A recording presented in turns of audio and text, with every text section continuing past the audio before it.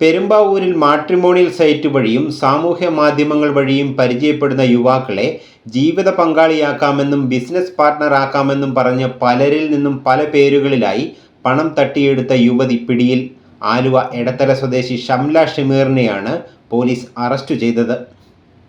Matrimonial site വഴിയും സമൂഹ മാധ്യമങ്ങൾ വഴിയും പരിചയപ്പെടുന്ന യുവാക്കളെ ജീവിത പങ്കാളിയാക്കാമെന്നും ബിസിനസ് പാർട്ട്ണറാക്കാമെന്നും പറഞ്ഞ് പലരിൽ നിന്നും പല പേരുകളിലായി പണം തട്ടിയെടുത്ത യുവതിയാണ് പിടിയിലായത്.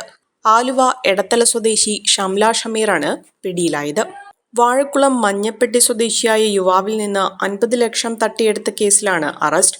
2024 സെപ്റ്റംബർ 3 മുതൽ 2024 നവംബർ 20 വരെയുള്ള കാലയളവിൽ പല ദിവസങ്ങളിലായി ബാങ്ക് അക്കൗണ്ട് വഴിയും ഗൂഗിൾ പേ വഴിയും പണം കൈക്കലാക്കി. ഇവർ യുവാവിനെ ബിസിനസ് പാർട്ട്ണറാക്കുകയോ പണം തിരികെ നൽകുകയോ ചെയ്തില്ല. യുവാവ് നൽകിയ പരാതിയുടെ അടിസ്ഥാനത്തിൽ കേസെടുത്ത പോലീസ് പ്രതിയെ ഓടക്കാടിയിലെ വീട്ടിൽ നിന്നാണ് അറസ്റ്റ് ചെയ്തത്.